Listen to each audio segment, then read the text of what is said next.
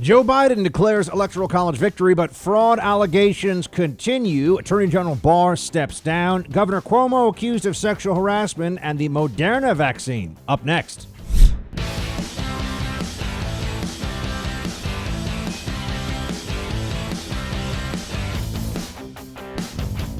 Welcome, my friends, to the Buck Sexton Show. Joe Biden taking a victory lap yesterday because the Electoral College has certified his win. And we have to take stock of where we are right now in response to this. And I think that everyone needs to understand there's going to be a lot of frustration here. There's going to be a lot of agitation because, yes, we know there was fraud. Yes, we know that the Democrats stacked the deck in their favor with the elimination of anti-fraud safeguards using COVID-19 as an excuse. But the process is continuing on, and with each passing week now, it's favoring Joe Biden. That's just an objective reality that we're dealing with.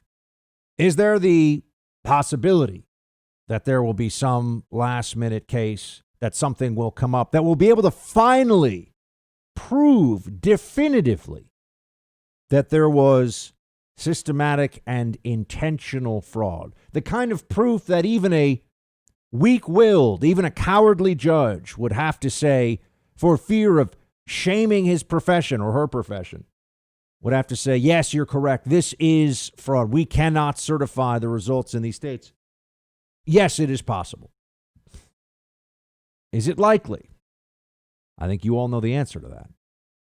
Joe Biden now is feeling like he is inevitable, that this is over, this is done with. We can continue, you know that old you can walk and chew gum at the same time? We can continue to look for that fraud. We can dive into the Antrim County autopsy report from the voting machines, right? The deep dive that they did. I read it last night. I'm curious to see what's going to be done with it. I'm sure the DOJ is aware of it. I'm sure that this is being looked at. Now, being looked at is not the same thing as action taken on, but I believe that there are people who are going to read this thing and take a look at whether or not it changes the certification in a place like Michigan. But we have to look at that and also understand that Joe Biden is preparing for his administration at this point, and this is likely what we are going to face. And I understand there's going to be heat that I get for this. I understand that people don't want to hear this, but I always tell you that I will speak the truth to you as I see it, and I believe that this is the objective truth right now.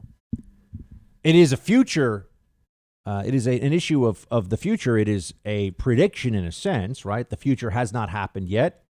To borrow from the Terminator films, the future is not yet set, but we need to understand what the reality of the numbers tells us right now and prepare accordingly, including making sure that we focus on the race right ahead of us here in Georgia, because a Biden administration with the House and the Senate in Democrat control is a very different thing than a Biden administration with divided Congress. With a divided Congress, they're going to have to prop up this really buffoonish, clownish, and yes, corrupt fellow and spend a tremendous amount of time and energy and resources just to make sure the American people don't see for themselves, this is the clown that we've elected? Really? This guy? Now, I know a lot of you would say you didn't elect him, but if he becomes president, then he is technically the guy. And so we look at this now and we say, what can we do in preparation? What can we do to get ready for this? Well, I can tell you this much.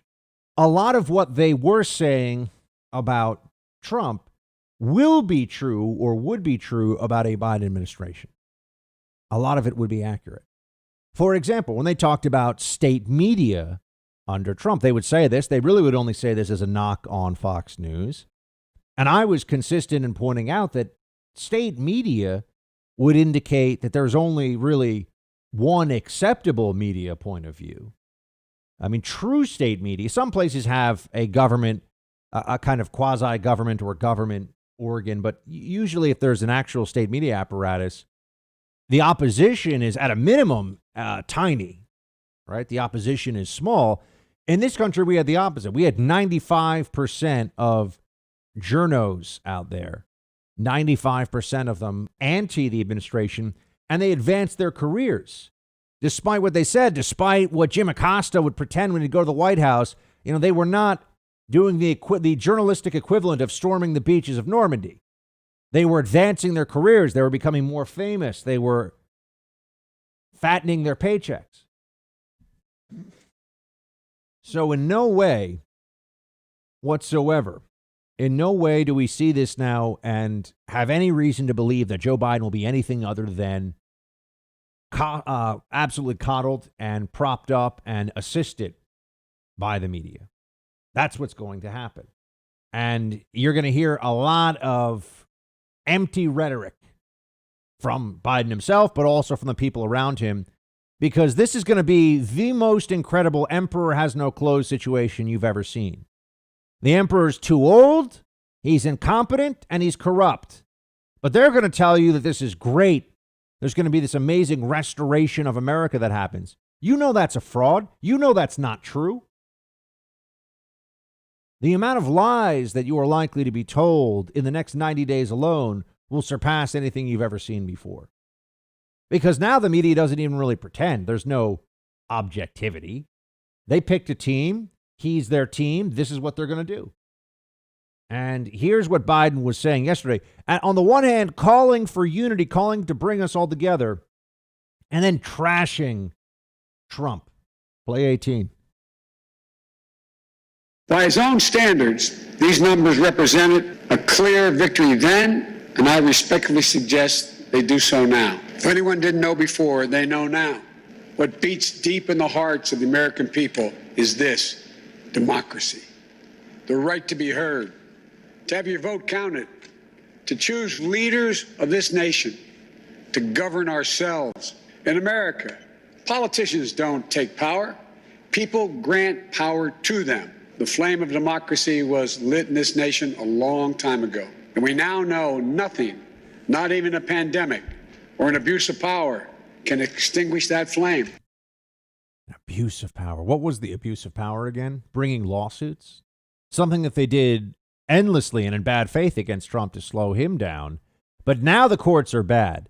Understand that we are not only going into a post-journalism area with the Democrats, we're also going into a post-principle era. Whatever they don't like, whatever stands in their way, they'll just discard. They don't have to make any show of really caring what you think anymore. This is about the raw exercise of political power. They think they will have achieved it through this. And look at what they did to get here.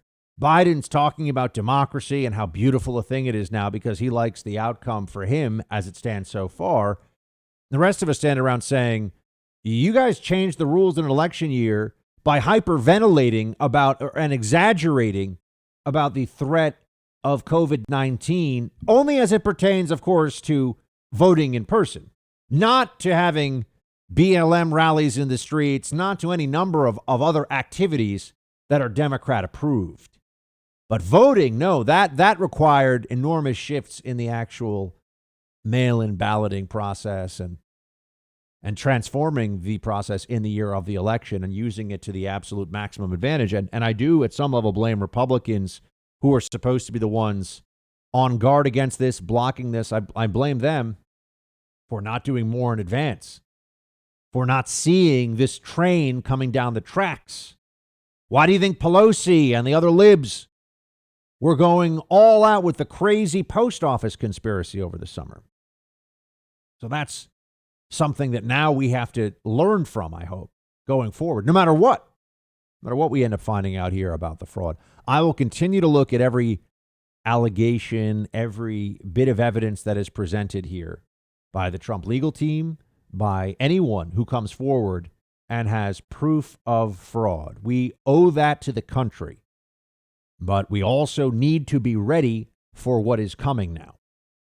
And you are going to see an administration that has the full and open partisan backing of the social media companies, the entirety of the journalistic media apparatus in its pocket, big government and big business working hand in glove, not shedding any tears for the destruction, the wanton, reckless destruction of small businesses across the country as a result of these preposterous lockdowns. You're not going to see any tears over that. They like this advantage that they have. The eradication of small business is something that Democrats aren't particularly upset about either. Every business that's independently owned and operated is a little bit of a pushback against central planning. So they prefer that they just have Amazon and Google and these mega corporations calling all the shots and making sure they go in favor of the Democrats. And we're going to be up against an administration that has already shown us, again, assuming that this pathway continues, but we have to deal with the path that is before us. We're going to have an administration that is already compromised by China, our chief geopolitical rival. They lied about Russia collusion with Trump and pretended that Russia was a much greater threat than it was. But in fact, what they were saying about Russia is true of China. It has infiltrated our government apparatus. It has been stealing our most sensitive information and secrets for years. And it has compromised the would-be first family very directly and very obviously. So this is going to be an enormous challenge. I hope that no matter what President Trump and all of his chief advisors and supporters will come together and face this as one. But this is where we are. The Electoral College, it is now President-elect Biden as of now. I understand that you're going to tell me it's a fraud. And I share your sentiment. I share your outrage. But this is where we are now. I've been saying we trust the process. The process is not over, but we are taking stock of this today. We have our work cut out for us, friends. We have a Georgia election to win. We have judges that should be getting, at the last minute here, pushed through as many federal judges as possible. I don't know what the heck is going on with the Republicans thinking that they can take it easy. And we have to start to make the argument against what'll be a Biden administration that has a lot of support from very powerful people. And you will be told that what you know is not true and what you know isn't so. You got to relearn that part of it. Get ready for this, friends. We are in this together. We will eventually win. It's just a question of when. With travel being what it is, it's hit me hard that I really can't see people over this holiday that I want to. And for a lot of you, you might not even be able to spend time with certain family members, right? There's all these precautions out there, all these restrictions, but you can still reach out, tell them how much they matter to you, and just brighten up their holiday. Send them some real cheer with flowers from Bloomsy Box. Bloomsy Box flowers are amazing. I'm also sending them to my girlfriend each month with a Bloomsy Box subscription. You should try it. It's great. They're simply better blooms. And when you see someone's face when they arrive, oh my gosh, they'll love it. It's incredible. And the prices are fantastic. These are artisan designed arrangements and they stay. The flowers last for such a long time. No hidden fees, no endless upsells. I got you a special discount too. Go to bloomsybox.com and enter Buck to get 15% off and free shipping. That's Bloomsy Box, BLOOMSY, bloomsybox.com. Promo code BUCK for 15% off and free shipping.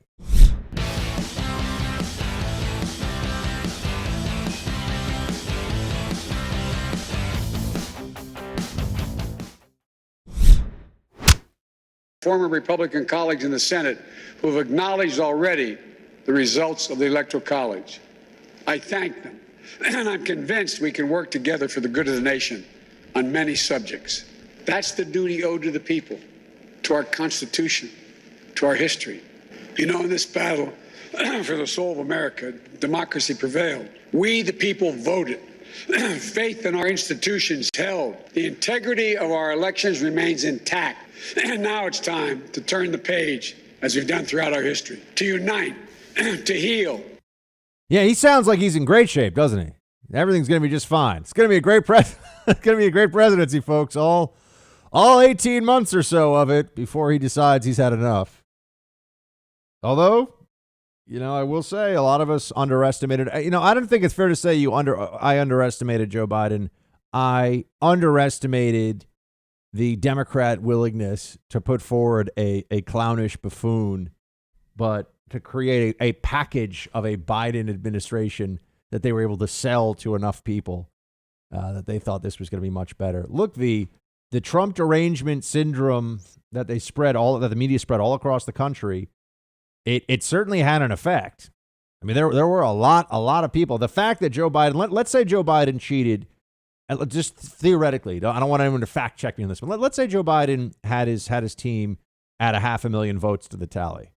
The fact that this guy still got the 80 million votes roughly that he is mind-blowing. This clown? This guy whose son is getting spare keys made for him to open up the office where they're going to be peddling influence to the Chinese Communist Party when he's not, getting strippers knocked up and pretending he's not the dad and doing all kinds of, come on, this guy? He's going to be president. Maybe. I know it's not until he's sworn in. I mean, folks, I just want to know what will be at what point do you think that it's no longer an issue of having a backbone for the fight to call in the president? Do we wait? I will ask some folks this because I know today, just by me saying I'm trying to take stock of where we are and be honest about this, I know people are going to email me and say that, I don't have enough stomach for the fight or something like that. And I would just want to respond to them. What I've been saying, fight every step of the way. But at some point, we're the team that's staying behind on the field, at least for this particular game. When the other team is left, they're waving a trophy in the air and the stands have emptied out. And the lights, the field lights are getting turned off. Is it the inauguration day?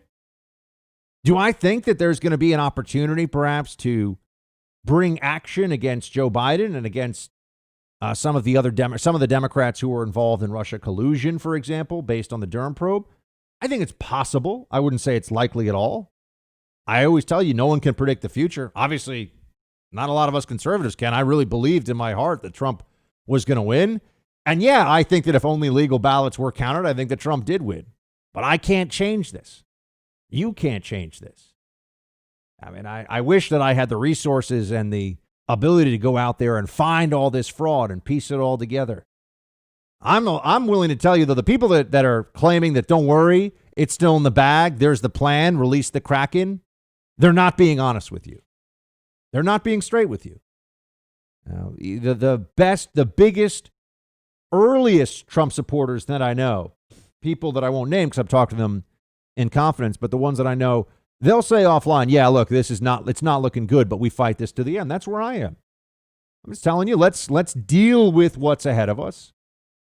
Continue to push, see where this Antrim County audit, the forensic electronic audit really goes, and understand that there's a lot that we have here that we have to focus on.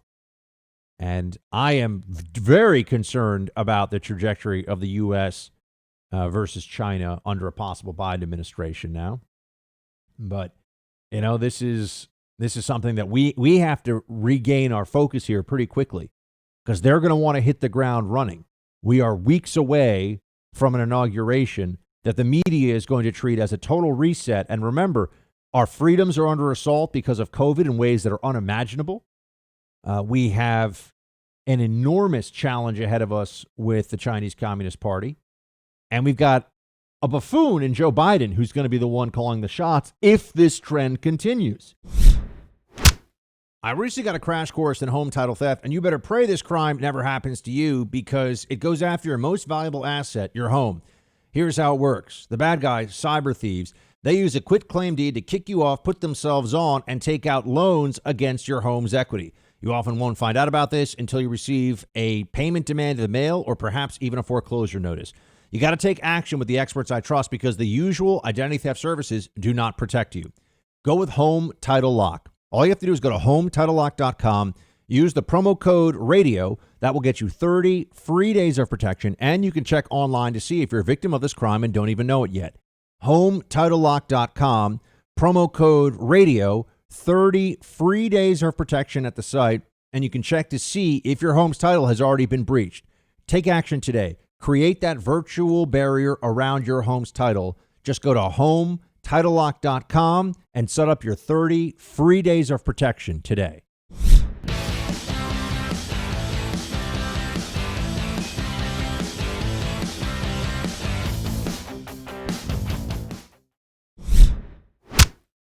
I mentioned the Michigan voting machine audit. I just want to say that the President of the United States, Donald Trump, was sharing this earlier today. This is what he thinks is going on here, and we should at least follow what the actual commander-in-chief is saying about all of this. He wrote on Twitter, quote, 68% error-rated Michigan voting machines should be, by law, a tiny percentage of 1%. Did the Michigan Secretary of State break the law? Stay tuned. And then tremendous problems being found with voting machines. They are so far off, it is ridiculous. Able to take a landslide victory and reduce it to a tight loss. This is not what the USA is all about. Law enforcement shielding machines. Do not tamper a crime. Much more to come. Okay. Well, let's see what the much more to come is. As I've been telling you all along, I want more information. I want more data, more evidence. There is no part of me that is saying, oh, if we find out, right? Think of this almost like a murder investigation. All right. You can know that someone did the murder. You could know that someone did the murder as a law enforcement person, but you can't hold them while you're gathering all the evidence if you have not yet, charged them with the crime, right? You can't just hold them. You're like, well, we think it's you, but we don't have the evidence yet to go and get an arrest warrant, and we don't have that, so we're just going to hold you until we find all of it. No, you got to release the person, even if you know that they're probably guilty, but you don't have the proof yet. You got to release them. That doesn't mean, though, you can't come back to it later. So let's see what we're able to pull together here. I've been hearing from people who are not just the Trump legal team, but are independently trying to assess and pull together all the data. Remember, it's one thing to show that it's almost impossible statistically for Trump to have lost in some of these places, but almost impossible without proof of the intentional fraud is not going to be enough to get a judge to say that there was cheating here. And that's not the same thing as saying there was no cheating, right? So this is what I'm talking about the process and the system, and trying to make us all understand what's really happening, what's unfolding before us right now.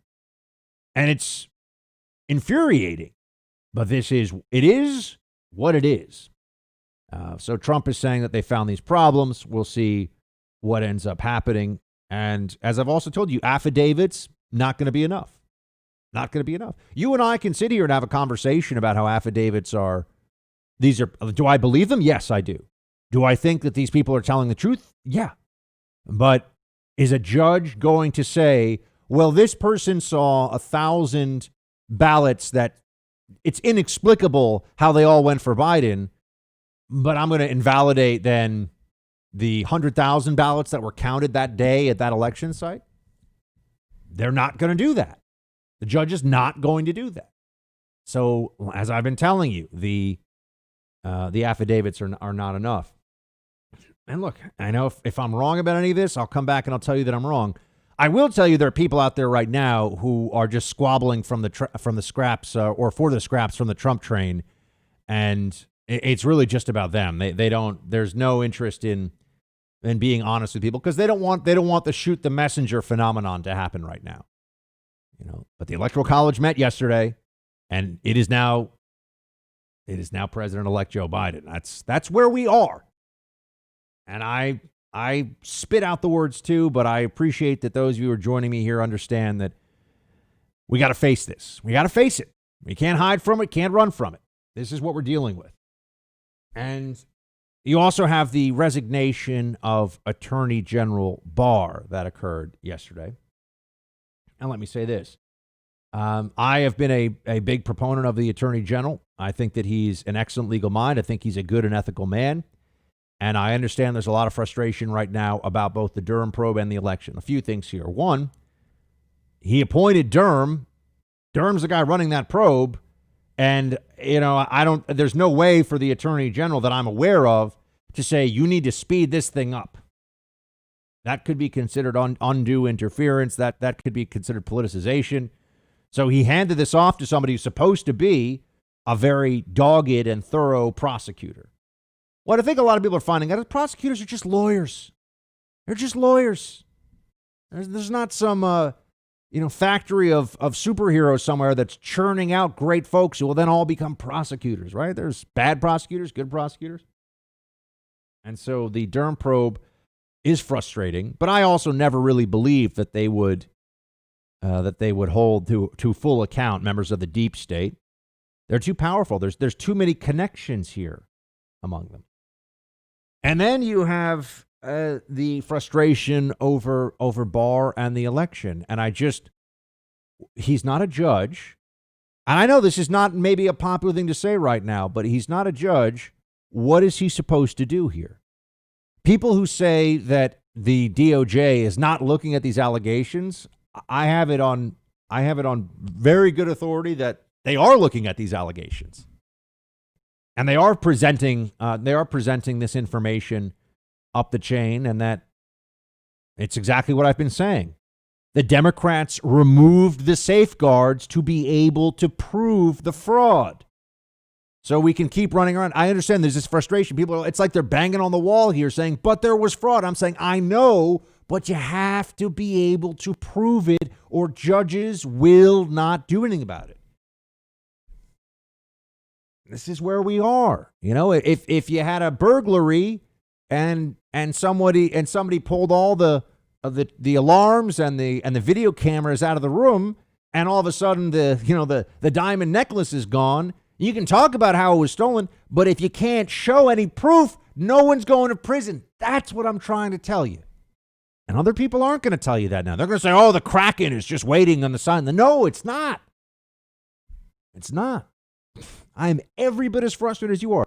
I think the 4 years of a Trump presidency was going to be 4 more years was going to be fantastic for us. We're going to have a great 2021, booming economy. Maybe we still get it, but not looking good. Not looking good at all. Now, AG Barr resigned. The last thing that the president said about him, I think, should be remembered here, because there are a lot of people that are trashing the attorney general. And I think there are people who've worked in the Trump administration at a very senior level. I think there are people who were completely incompetent, bad at their jobs, and deserve to be fired. I think James Comey obviously deserved to be fired and sent to prison. But here's what Donald Trump wrote yesterday about the attorney general. Just had a very nice meeting with Attorney General Bill Barr at the White House. Our relationship has been a very good one. He's done an outstanding job. As per letter, Bill will be leaving just before Christmas to spend the holidays with his family. So there's the president saying, look, I like this guy, and he's stepping down, and that's fine. So let's not, he's not some deep state stooge. He's not the enemy of the people or any of this stuff. He probably just realized he's in an unwinnable situation. He's just going to get blamed for things by people who understand that there was fraud in this election, but he has not, the attorney general has not been able to find enough of it, nor have they been able to present evidence in a federal court of it to change the result. So he's in a losing position. And he just figures, okay, look, have someone else do this. I get it. It's a thankless role right now. And I just want everyone to be very clear. The president sent him, this is like being, honorably discharged. President said nice things about him on the way out. The president doesn't always do that, as you know. So this is the attorney general saying, all right, I've done what I can. Maybe there's somebody better who can step up and do this. I'm going to go home with my family for Christmas. That's all it is. And I think the attorney general did a solid job. You're free to, of course, disagree with me on that, but I think that overall the attorney general was an ethical guy. And for those of you who are going to really get mad at me, let me just say, Bill Barr was considered a stooge and a hatchet man by the media of Trump until 5 minutes ago. So something happened here, and it's not that the attorney general all of a sudden became some deep state operative, right? That's not what happened. What happened is we got a very frustrating election result, And there's a lot of blame going around right now, and including the people that don't deserve it.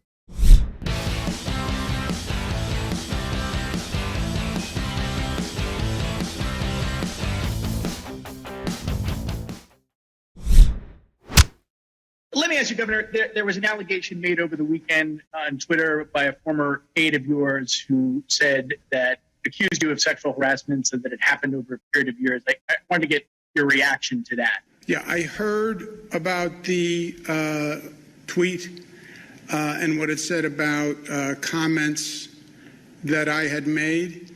And it's not true, Zach.